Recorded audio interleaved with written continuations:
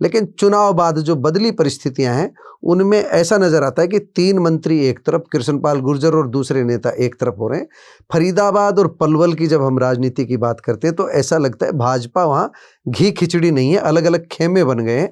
कत्याल साहब क्या कहेंगे? तो लोगों में एक बार फिर यही आई बात कि भाई नहीं, भाजपा ही ठीक है, ये तो चूचू का मुरब्बा है, कांग्रेस में और वहां में तो इसे पहले से तंग करते रहे हैं। तो मैं समझता हूं कि अगले इसमें जो मेट्रो के आने के बाद और पलवल की तरफ डेवलपमेंट होगी। पहले मनोहर सरकार इसको नियंत्रित क्यों नहीं कर पाई, अरावली को संरक्षित क्यों नहीं रखा गया, ये आपका क्या दृष्टिकोण है?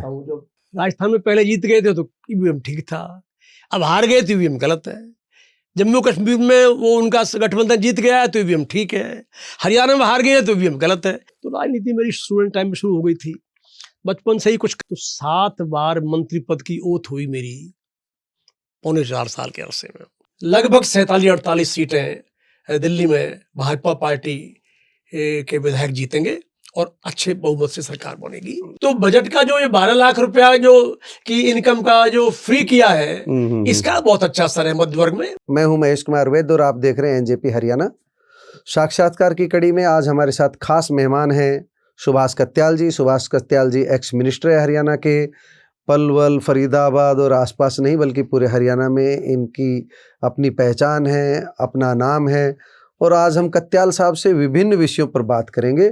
शुरुआत करेंगे, नायब सैनी सरकार ने 100 दिन पूरे कर लिए हैं अपने। हम पलवल, फरीदाबाद की राजनीति पर भी बात करेंगे, सामाजिक मुद्दों पर भी बात करेंगे, राजनीतिक मुद्दों पर भी बात करेंगे और जो नई पीढ़ी आ रही है उसकी राजनीति को लेकर के बात करेंगे। सबसे पहले तो हमारे स्टूडियो में पहुंचे हैं कत्याल साहब, सबसे पहले तो आपका स्वागत है। बहुत बहुत धन्यवाद जी। तो सबसे पहले शुरुआत ये करते हैं कि अब तो आपको काफ़ी साल हो गए, भारतीय जनता पार्टी में 2018 में आप आए थे, तो लंबा अरसा बीत चुका है। मनोहर लाल का कार्यकाल भी आपने देखा, विधायक नहीं बन पाए उनके कार्यकाल में, कोई बात नहीं, अलग है। और नायब सैनी का भी अब कार्यकाल आप देख रहे हो। 100 दिन पूरे कर चुकी है सरकार। इन 100 दिनों की पलवल, फरीदाबाद, यानी आप कह सकते हो फरीदाबाद लोकसभा क्षेत्र में क्या 100 दिन में बदलाव आया, वो आप हमको बताइए, हमारे दर्शकों को बताइए। देखो, मनोहर लाल जी जो हरियाणा के मुख्यमंत्री रहे 9.5 साल, उन्होंने विकास कार्य बहुत जोर से किए। एक अच्छी शुरुआत की, बिना पर्ची बिना खर्ची की नौकरी देने की, जो सारा काम डिजिटल करने का शुरू किया, प्रॉपर्टी आईडी वगैरह सारे जो काम ऐसे किए जिसमें एफएमडी आईडी बनाई, जैसे कि पेंशन वगैरह अब अपने आप बन जाती हैं। अब उससे आगे एक अच्छी परंपरा छोड़ के गए वो। और अब नायब सिंह सैनी जी हमारे हरियाणा के मुख्यमंत्री हैं और पिछले 100 दिन में उन्होंने उनकी बात को आगे बढ़ाते हुए काम बहुत तेजी से करना शुरू किया है। घोषणा मनोहर लाल जी ने की थी मेट्रो की, फरीदाबाद से बल्लभगढ़ से पलवल तक की। अब उसको अमली जामा पहनाना शुरू कर दिया है। नायब सिंह सैनी जी के समय में अब उसकी डीपीआर बन गई है, सारा काम जल्दी जल्दी शुरू हो रहा है और जल्दी ही उसका काम शुरू होगा। और अगले मतलब मेट्रो का विस्तार हम देखेंगे निकट भविष्य में, देखेंगे। तो शुरुआत हुई विकास कार्य, जो गांव में, शहर में जो सफाई के, जो लाइटिंग के, जो बहुत दिन से इलेक्शन कार्य रुके पड़े थे बीच में, क्योंकि इलेक्शन कार्य सारा काम के बाद स्टैंड स्टिल हो जाता है। जी। तो अब वो नायब सिंह सैनी जी ने इन 100 दिनों में पलवल में भी, फरीदाबाद में भी, हथीन में, होडल में, हर जगह वो ग्रांट्स आ रही हैं। और अब जैसे लाइट्स आ गई हैं, जैसे अब पलवल में अभी एक अपना पलवल, हमारा पलवल के नाम से शुरू हुआ, वहाँ पर एक मीनार बनाई गई, अच्छा खूबसूरती बनाई जा रही है, सफाई काम शुरू हो गया है, वहाँ पर ट्रैक्टर्स आ गए हैं, जेसीबी आ गई हैं और रिक्शा जो सफाई के लिए 80 अभियान को गति दी जा रही है, स्वच्छता अभियान को गति दी है। तो इस तरह हर क्षेत्र में। अच्छा, पीछे नायब सिंह सैनी जी ने जो किसानों को 2000 रुपये प्रति एकड़ का मुआवजा दिया, जो किसानों की फसल नष्ट हो गई थी या किसानों की फसल कम हुई, तो उसमें किसानों की मदद के लिए नायब सिंह सैनी जी ने अलग से तोहफा दिया और वो 2000 रुपये प्रति एकड़ के हिसाब से किसानों को मिला और किसानों में अच्छी खुशी उस बात की देखी जा रही है। तो इस तरह काम शुरू हो गया है। इन 100 दिनों में जो काम जो इलेक्शन के कारण थोड़ा सा जो ब्रेक आ जाया करता है, आचार संहिता लग जाती है, अब पूरी गति के मतलब साथ उसी काम तरीके शुरू से चल रहा है जो मनोहर लाल के समय हो हाँ रहा था। शुरू हो गया बड़ी अच्छी तरह से। तो आपने जो बात कही, पोर्टल की बातें कही, ऑनलाइन जो काम हो रहे उनकी बातें कही, कांग्रेस ने एक बड़ा इश्यू चुनाव में उठाया था और सरकार भी बैकफुट पर आ गई थी। मनोहर लाल की जगह नायब सैनी आ गए थे चीफ मिनिस्टर, कि भाई पोर्टल के कारण लोगों को बहुत परेशानी हुई, प्रॉपर्टी आईडी की भी, परिवार पहचान पत्र के मामले में भी। अब क्या स्थिति है? देखो, जब कोई काम नया शुरू होता है तो वैसे जी कुछ परेशानी तो शुरू में आती है। अब जो परेशानी उस वक्त हुई, अब नायब सिंह सैनी की सरकार ने अब वो हर शहर में ये वो बनाए गए हैं और लोगों को सुविधा दी जा रही है। कहीं वो बनाए गए हैं, अधिकारियों को ड्यूटी लगी है जिससे कि वो जाकर समाधान शिविर लग रहे हैं, उनको जाके वो सारा रिमूव कर रहे हैं और जल्दी वो ठीक हो जाएगा और लोग फिर से बहुत खुश होंगे। एक आपके वहाँ की जो हम लोकल पॉलिटिक्स की बात करते हैं, वहाँ पर आमतौर पर हमको जो सुनने में आता है, एक तरफ जैसे हमारे बड़े नेताओं की बात करें, कृष्णपाल गुर्जर है, और दूसरी तरफ जो अभी 3 मंत्री है सरकार में, बीच बीच में मनोहर लाल जी भी आते हैं और आपस में तालमेल का प्रयास होता है चुनाव के समय। लेकिन चुनाव बाद जो बदली परिस्थितियां हैं उनमें ऐसा नज़र आता है कि 3 मंत्री एक तरफ, कृष्णपाल गुर्जर और दूसरे नेता एक तरफ हो रहे हैं। फरीदाबाद और पलवल की जब हम राजनीति की बात करते हैं तो ऐसा लगता है भाजपा वहाँ घी खिचड़ी नहीं है, अलग अलग खेमे बन गए हैं। कत्याल साहब क्या कहेंगे? इलेक्शन से पहले कोई स्थिति हो, अब जब 3 मंत्री बन गए हैं, कृष्णपाल जी केंद्रीय मंत्री हैं, तो कोई अब ऐसा नहीं है, लोगों को मिलना जुलना होता है तो लोगों को लगता ही है, लेकिन ऐसी कोई बात है नहीं कि जिससे कोई अलगाव हो या कोई फ़र्क हो।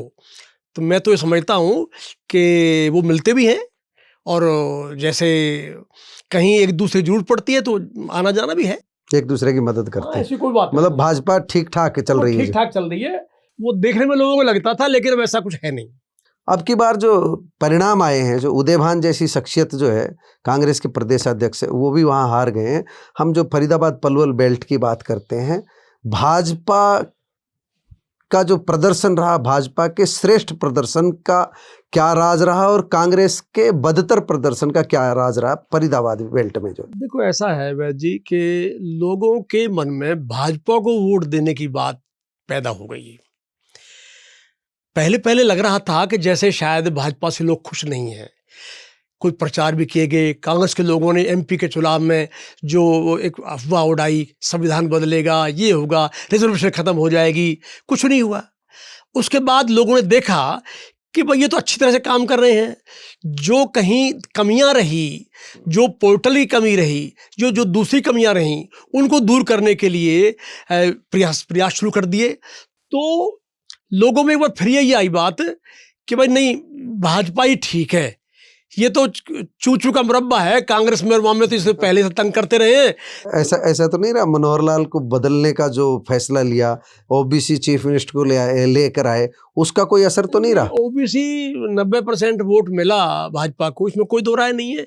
लेकिन जब ओबीसी चीफ मिनिस्टर नहीं था तब भी 80% तो जब भी था। 90 तो नहीं मिला होगा, क्योंकि भारतीय जनता पार्टी और कांग्रेस के वोटों में 1% का भी अंतर नहीं है। नहीं, ऐसा है, ओबीसी बहुत मिला है। अच्छा, वोट बहुत मिले हैं जो। अच्छा, अभी हम फरीदाबाद की बात करते हैं। गुरुग्राम से बहुत ज़्यादा डेवलप्ड एक समय था जो फरीदाबाद जो है, वो बहुत डेवलप्ड था, विकसित जो कहते थे। सबसे बड़ा जो भी उद्योगी आते थे वो भी उधर भागते थे। आज फरीदाबाद की स्थिति गुरुग्राम के सामने दोयम दर्जे की है। सुभाष कत्याल जी से अगर ये जानने का प्रयास करें, हमारे दर्शक ये जानना चाहें कि ऐसा क्या हुआ जो कनेक्टिविटी भी बढ़िया है, सब कुछ बढ़िया है, गुरुग्राम आगे निकल गया है और फरीदाबाद बहुत पीछे रह गया है? दरअसल फरीदाबाद पहले डेवलप हुआ था, गुड़गांव उस वक्त बहुत पीछे था। तो जब फरीदाबाद में सैचुरल पॉइंट सा दिखाई पड़ा, जब चौटाला साहब की सरकार थी, जब हम भी मंत्री थे, तो उस वक्त तो गुड़गांव की तरफ ध्यान ज़्यादा गया, क्योंकि वहाँ बहुत गुंजाइश थी काम का आगे बढ़ाने की, तो एकदम वहाँ बढ़ाना शुरू हो गया। फरीदाबाद में सारा बस गया था, कंजस्टेड हो गया था, इसलिए गुड़गांव में स्पेस बहुत खाली था। गुड़गांव में मतलब ये है कि विकास भी नहीं था, तो इसलिए ये उस वक्त लगा कि भाई ये नज़दीक भी पड़ता है, जितना फरीदाबाद नज़दीक है उतना ही नज़दीक गुड़गांव है, तो फरीदाबाद तरफ ज़्यादा बढ़ाव शुरू हो गया। पर ये तो जब बढ़ाव शुरू हो गया तो फिर हो गया। अब फिर दोबारा फरीदाबाद तरफ फिर शुरू हो गया है। अब पड़थला में इंडस्ट्रियल सेक्टर बन गया है, पलवल के आसपास भी इंडस्ट्री बन रही है। अब फरीदाबाद और पलवल अगले 5 साल में तो समझो एक ही हो जाएगा, मुझे लग रहा है। एक तो वैसे है, हाँ, जो बिल्कुल एक हो जाएगा। सारे इस पे सड़क जीटी रोड पर सारी कोई ज़मीन खाली नहीं है, सब बिकी पड़ी हैं। लोग नए वेंचर शुरू कर रहे हैं, हॉस्पिटल्स भी आए हैं, कुछ लोग वैसे और बैंकेट हॉल्स और स्कूल्स और ऐसी चीज़ और सुन रहे हैं शुरू। तो मैं समझता हूँ कि अगले इसमें जो मेट्रो के आने के बाद और पलवल की तरफ डेवलपमेंट होगी और फरीदाबाद पार्लियामेंट्री कॉन्स्टिट्यूंसी का जो है वो गुड़गांव की से फिर कम्पिटिटिव हो जाएगा पूरी तरह से। एक इशू अरावली का आता है, अरावली संरक्षण का। फरीदाबाद में, गुरुग्राम में जब देखते हैं तो ये है कि अरावली, कांग्रेस के हमेशा ही आरोप रहे हैं, फोटो भी जारी हुए हैं कि अरावली को ही नष्ट किया जा रहा है, पहाड़ के पहाड़ खत्म किए जा रहे हैं, ऐसा जो है आरोप कांग्रेस का आता है। और हम देखते भी अवैध खनन वगैरह इस तरह के बहुत चलते हैं। नायब सरकार, पहले मनोहर सरकार, इसको नियंत्रित क्यों नहीं कर पाई? अरावली को संरक्षित क्यों नहीं रखा गया? ये आपका क्या दृष्टिकोण है? जब कांग्रेस टाइम में कब्जे करा दिया, अनर्थ करते थे, एक एक ज़मीन 2-2 3-3 बार बिक गई। लोगों ने अपने वहाँ आशियाने बना लिए, बैंकेट हॉल बना लिए और कुछ चीज़ें बना ली। तो अब उसको एकदम जब कोई चीज़ बढ़ जाती है तो उसको दूर करने में अब हाई कोर्ट के पीछे फैसले भी आए हैं, उसमें वहाँ से एक फैसला अभी पीछे आया, पीछे अब वो कॉलोनी खाली भी की है वो। हाँ। अब और भी आगे दोबारा फिर कोई आया फैसला, कहीं रोक लगती है कि उसको फिर कोर्ट की तरफ से डायरेक्शन आ रही है। तो सरकार नायब सिंह सैनी की भी अब लग रही है कि जिससे वो कब्जे खाली कराए जाएं और अरावली को उस तरह ही हरा भरा स्वच्छ बनाया जाए, तो ये जल्दी हो जाएगा। हम आपसे ये जानना चाह रहे थे कि ललित नागर जैसे कुछ नामों की चर्चा चल रहे हैं, मनोहर लाल जी के मंच पर भी वो क्या कार्यक्रम था, आप ज़्यादा बेहतर बताएंगे, उनकी उपस्थिति रही और तब बाद में अलग तरह की चर्चाएं चल रही है। तो क्या भविष्य में हम फरीदाबाद क्षेत्र में भाजपा का कुनबा बढ़ता हुआ देखेंगे? देखो ऐसा है वैद्य जी, वो हथीन में प्रोग्राम था मनोहर लाल जी का, वो सोशल प्रोग्राम था वैसे, वो तो उसमें कोई पॉलिटिकल बात नहीं थी, उसमें हर पार्टी के लोग थे। बाकी ये है कि ये पार्टियों में आना जाना तो नेताओं का चलता रहता है। अब वो किसी को लग रहा होगा किसी और जगह उनका दम घुट रहा होगा, किसी और जगह उनकी ठीक नहीं बन रही होगी।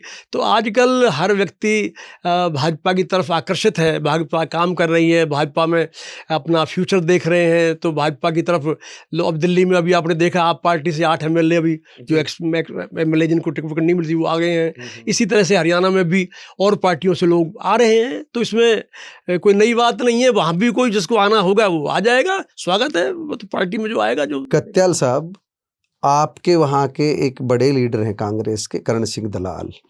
कांग्रेस ने फैक्ट फाइंडिंग कमेटी का उनको चेयरमैन बनाया। उनके जो आरोप हैं वो बहुत ज़्यादा गंभीर हैं। वो ईवीएम का भी सवाल उठाते हैं और मतदान के समय बेईमानी का भाजपा पर आरोप लगाते हैं, करें चुनाव सुचिता से नहीं हुआ। कत्याल साहब क्या सोचते हैं? देखो ऐसा है जी, कांग्रेस के नेताओं की तो आदत है ये। अब कर्नाटक में वो जीत गए तो ईवीएम वहाँ ठीक है, राजस्थान में पहले जीत गए थे तो ईवीएम ठीक था, अब हार गए तो ईवीएम गलत है। जम्मू कश्मीर में वो उनका गठबंधन जीत गया है तो ईवीएम ठीक है, हरियाणा में हार गए तो ईवीएम गलत है। तो ये तो उनके आरोप हैं। अब वो अपनी खिसियानी बात जो उनकी है उसको निकालते हैं, उसका किसी पे इलाज तो है नहीं। ठीक है, वो जो अपना कर रहे हैं, अपने कोर्ट में गए हैं, कोर्ट देखेगा, कोई परेशानी वाली बात नहीं है। हमें तो कोई घबराहट है नहीं, क्योंकि सारा काम साफ तरीके से हुआ है। लोगों ने वोट दी है, लोगों में जोश था, भाजपा की तरफ लोगों का प्यार था, इसलिए सरकार बनी। तो उसमें कोई ऐसी बात है नहीं, वो बेकार की बात है। जी कत्याल साहब, हम जो मेहमान हमारे स्टूडियो में आते हैं, हम चाहते हैं वो हमारे दर्शकों को, किसी की पारिवारिक राजनीति होती है, कोई विरासत की राजनीति किसी को मिलती है। कत्याल साहब की राजनीतिक शुरुआत कैसे हुई? कम शब्दों में हमारे दर्शकों को आपका राजनीति में आने से लेकर अब तक का छोटा सा सफ़रनामा जरूर बता दीजिए, ताकि आपके बारे में हमारे दर्शक जान ले अच्छे से। देखो वैद्य जी, ऐसा है कि मैं तो बचपन से ही मेरे दिमाग में ये बात रहती थी, कैप्टन बनने का शौक़ रहता था मुझको। 5वीं क्लास में 8.5 साल का था, 4वीं पास की मैंने, तो तब से ही मैं कबड्डी की टीम का कैप्टन बन के जाता था। लेकिन और खिलाड़ी मुझसे 4-4, 5-5 साल बड़े होते थे। शुरू से मैं पढ़ता था, जब महात्मा गांधी की, सुभाष चंद्र बोस की, भगत सिंह की, महाराणा प्रताप की, तो मुझे सिहरन सी हो जाती थी। मुझे लगता था कि तुम्हें लीड करना है। जी जी। जब मैं कॉलेज लीडर में आया, बनने की तमन्ना थी। कॉलेज में आया तो मैंने भाषण शुरू कर दिए। मैं एमए में गया, वहाँ इलेक्शन में खड़ा हो गया। चंडीगढ़ पंजाब यूनिवर्सिटी में जाकर मैं इकोनॉमिक्स डिपार्टमेंट में वाइस प्रेसिडेंट बन गया जी जी। और प्रेसिडेंट में मैं 3 वोट से हार गया। अच्छा। तो राजनीति मेरी स्टूडेंट टाइम में शुरू हो गई थी। बचपन से ही कुछ करने का शौक था।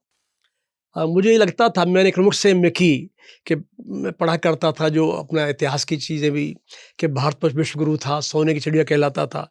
तो मुझे लगता था कि कहीं मेरा भी उसमें योगदान होना चाहिए और मैं भी कुछ करूं। विश्वगुरु बने दोबारा। तो हरी पगड़ी के संपर्क में सबसे पहले कैसे तो आए? मेरा गांव अलावलपुर है दरअसल। जी जी। देखो, वैसे हमारे पिताजी और मेरे चाचा तो आरएसएस में रहे, जी जी। पश्चिमी पंजाब में। जी रोहतक में मैं छुट्टियों में जाता था तो शाखा में भी मेरे जी। चाचा मुझे ले जाते थे। जी लेकिन हम अलावलपुर गांव में रहते थे, जी तो जाट भाइयों का गांव था, तो वो तेवतियाओं का गांव था और चौधरी चरण सिंह तेवतिया थे। जी जी। तो हम फिर उधर ही शुरू हो गई थी। फिर इन्हें से शुरुआत। तो इन्हें उधर से लोकदल से शुरुआत हो जी गई। जी। हाँ, लोकदल उस समय तो लोकदल हाँ, उसमें था। लोकदल था। तो मैंने 1972 में 3400 रुपये इकट्ठे करके चौधरी चरण सिंह को भेजे थे लखनऊ 72 में। 3400 बहुत बड़ी रकम होती थी उस समय। हाँ, 1-1 रुपया इकट्ठा करके। हाँ जी हाँ जी। उसके बाद फिर वो 78 की रैली में मैंने 55,000 रुपये इकट्ठे करके किसान रैली के लिए दिए। तो इस तरह काम शुरू हो गया। फिर मुझे 82 में टिकट मिल गई थी, किसी कारणवश कट गई, तो मैं एमएलए बनने से थोड़ी सी वोटों से चूक गया। जी जी। 87 में मुझे टिकट मिली और 82 में चुनाव तो लड़ा था। हाँ, लड़ा था। मैं थोड़ी सी वोट से हार गया था, नंबर 2 पे था। तो उसमें फिर मैं स्टेट कमेटी का, लोकदल का सेक्रेटरी तक बन गया था। जी जी। 84 में जी। दोबारा पार्टी में ले लिया था मुझे। जी। उसके बाद फिर मैं 87 में डिस्ट्रिक्ट का फिर वो कार्यकारी 87 में तो लहर थी। 85 में मैं लोकदल भाजपा की जो संघर्ष समिति बनी थी उसका मैं कार्यकारी अध्यक्ष था जिले का। अच्छा अच्छा। तो तब से काम शुरू हुआ और फिर वो मुझे टिकट मिली और टिकट मिलने के बाद में फिर वो पहली उसमें ही मुझे 1 महीने बाद, 1.25 महीने बाद राज्य मंत्री बना मैं। तो 7 बार मंत्री पद की ओथ हुई मेरी 3.25 साल के अरसे में। सबसे पहले मैं राज्य मंत्री लेबर एम्प्लॉयमेंट बना 11 अगस्त 1987 को। 16 जनवरी 88 को housing, dairy development, printing stationery राज्य मंत्री, स्वतंत्र प्रभार।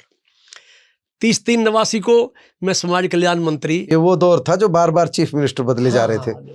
तो 30/3/89 को मैं समाज कल्याण मंत्री के रूप में कैबिनेट मंत्री बना। फिर 5/12/89 को जब चौटाला, ओम प्रकाश चौटाला जी चीफ मिनिस्टर बने, Devilal ji deputy prime minister बन गए थे, तो मुझे local government, science and technology, administrative justice department दिया गया। और उसके बाद तो फिर मुझे मुख्यमंत्री बनाने के लिए ऑफर आया। जी जी। यानी कि 90 में ये बात है, अंदाजन 23 मई, तो उससे 2 दिन पहले 20-21 मई 1990 को वो दौर था जब सरकार को मुझे मुख्यमंत्री बनाने के लिए ओएसडी तत्कालीन जो थे वो घर से बुलाने आए और मैं दिल्ली आया। मुझे 2 मंत्रियों ने मुबारकबाद भी दी, आपको मुख्यमंत्री बना रहे हैं। लेकिन किसी कारणवश वो टल गया फैसला और बीडी गुप्ता जी मुख्यमंत्री बने, क्योंकि वो उस वक्त डिप्टी चीफ मिनिस्टर थे। जी जी जी। फिर मुझे local government, science technology, administrative justice और लेबर एम्प्लॉयमेंट कैबिनेट बनाया गया। वो डिपार्टमेंट रहे। फिर 17 जुलाई को 1990 को मैं डेवलपमेंट पंचायत विभाग दिया गया। अच्छा अच्छा। वो फिर मैं करीबन 23 मार्च 91 को टेक्निकल एजुकेशन मिनिस्टर बना। तो इस तरह 7 बार ओथ हुई, 3 बार। कितने अरसे में? 7 बार? 4 साल में। 4.25 साल में 7 बार शपथ हुई। हाँ, 2 बार राज्य मंत्री के रूप में और 5 बार कैबिनेट मंत्री के रूप में। मेरे ख्याल से हरियाणा में अकेला ही एग्जाम्पल होगा इतना बड़ा। मतलब बने तो कई थे पर 7 टाइम, लेकिन ऐसे 2-3 ही और होंगे बस, लेकिन हम सारे नहीं थे। बहुत 2-4 आदमी होंगे जो इनकी 7 बार ओथ हुई होगी। संपत सिंह जैसे होंगे उस समय मेरे ख्याल से। फिर वो 91 में पार्टी के विरोध की लहर थी, उसमें हम जीत नहीं पाए। उसके बाद फिर मैं मेंबर HCRC बनाया मुझे, मेंबर हरियाणा इलेक्टोरल कमीशन 2002 में, 20 अगस्त 2002 को। फिर मैं 8/11/2004 तक रहा।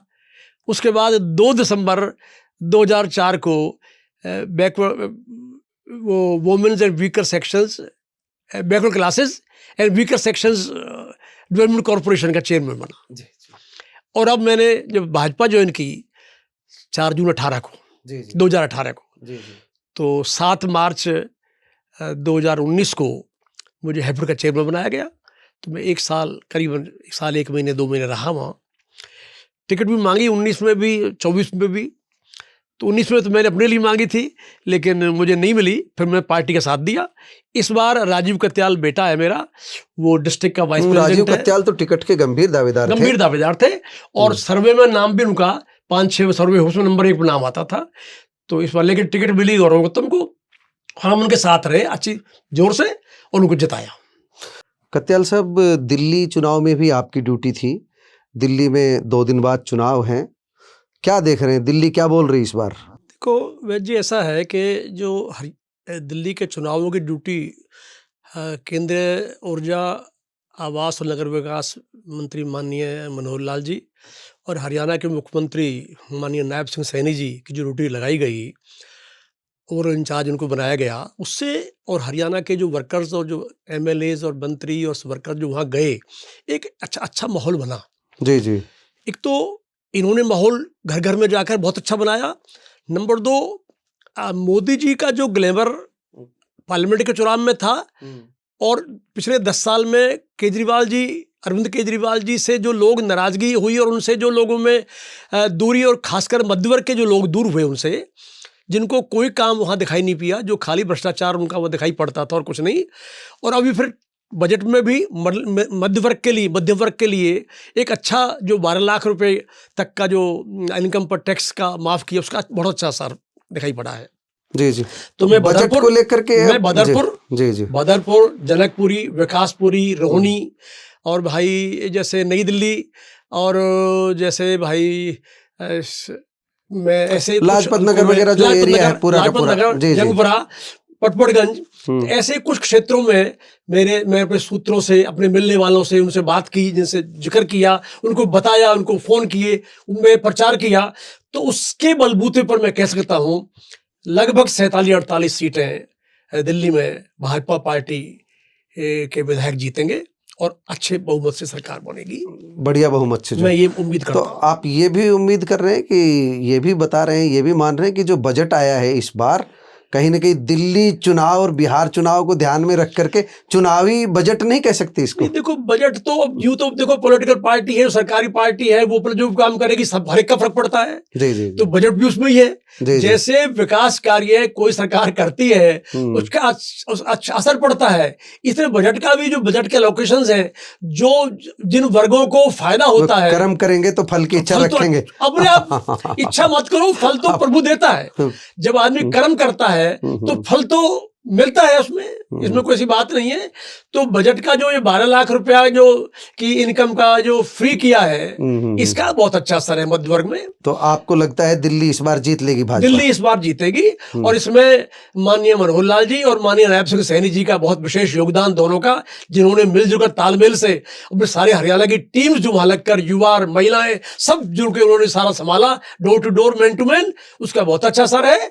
और मैंने जो व्यक्तिगत रूप से अपना, मेरी जो जानकारियां हैं दिल्ली में बहुत जगह पर, मैंने उनको टच किया, उनको बताया, उनको समझाया, उनसे पूछा, सारा विचार विमर्श हुआ और वो उन्होंने मुझे बताया कि हम बिल्कुल मोदी जी की सरकार बना रहे हैं। यहाँ पर मोदी जी की सरकार से ही ये जो अट्रैक्शन हुआ है, जैसे हरियाणा में भाजपा का अट्रैक्शन हुआ, इससे दिल्ली में भी भाजपा का अट्रैक्शन हुआ है। तो मैं ये बताना चाहता हूँ। धन्यवाद कत्याल साहब, आपने पूरी बातें सुनी। देखिए कितना इनका लाइफ जो है किस तरह का रहा है, कितनी बार इन्होंने मंत्री पद की शपथ ली।